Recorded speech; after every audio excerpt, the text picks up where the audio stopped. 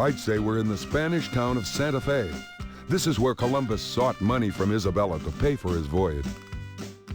Those drapes are made of silk brought all the way from China. China is the only place to get fine silk, and I just had to have it. This porcelain cup was imported from China. The pesky Portuguese have been vying with Spain for the fastest sea route to China. Spain will find it first, and when we do, our cups will runneth over. The first world maps were drawn by an ancient Greek named Ptolemy. Although his maps were completely wrong, people believed in his work up until the 15th century. Say, this map seems related to the voyages of Diego Gomez, the Portuguese captain who coasted down the coast of Africa. Diego's voyage gave Portugal an exploration edge over Spain, for a while anyway. The first European to sail around the southern tip of Africa was Bartholomew Diaz. His discovery opened up the eastern sea lanes to China and forced Columbus to postpone his plans. Columbus wasn't the first to suggest sailing west to reach Asia. An Italian named Paolo Toscanelli had proposed such a voyage before Columbus ever approached the court of Spain. The ship's compass always spins to point north. It might help us make good headway. These barrels are full of dried meat and peas, the same food Columbus used. The current is streaming east. The wind is whisking by to the west. I don't mean to sound like a windbag, but when the sail is open like this, it catches the breeze, pulling the ship in that direction. Aye, aye, Captain. The sail is open, so westward blowing will now be going. Hold on to your hat.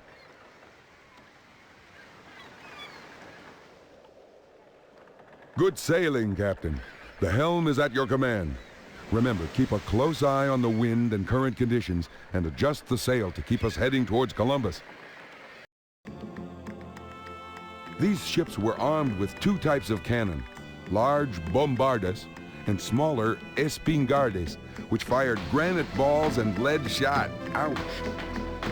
This part of a ship is called a castle because it was originally built for protection during battles. That triangular cloth is called a lateen sail.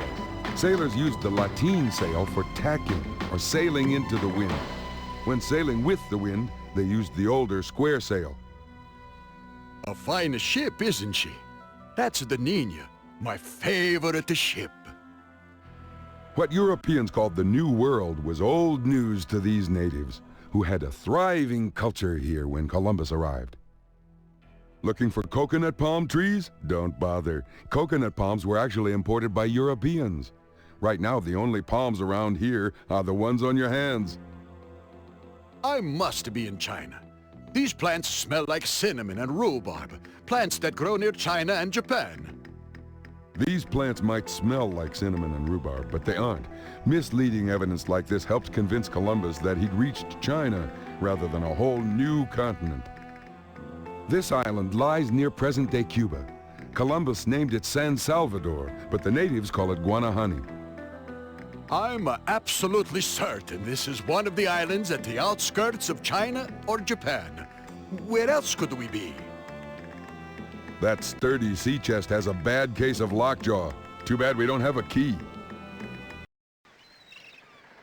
Don't worry, we're stocked with plantains from the islands of the West Indies.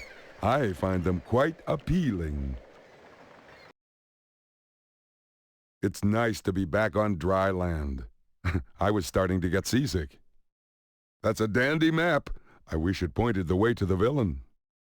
You know, the official name for a map maker is a cartographer. You've found a message in a bottle, and it looks like part of Carmen's note. Keep this up and we'll have Carmen bottled up tight soon enough. The ship is fully stocked, but we definitely get lost at sea without a good ocean chart. Maybe the Queen has one we can borrow.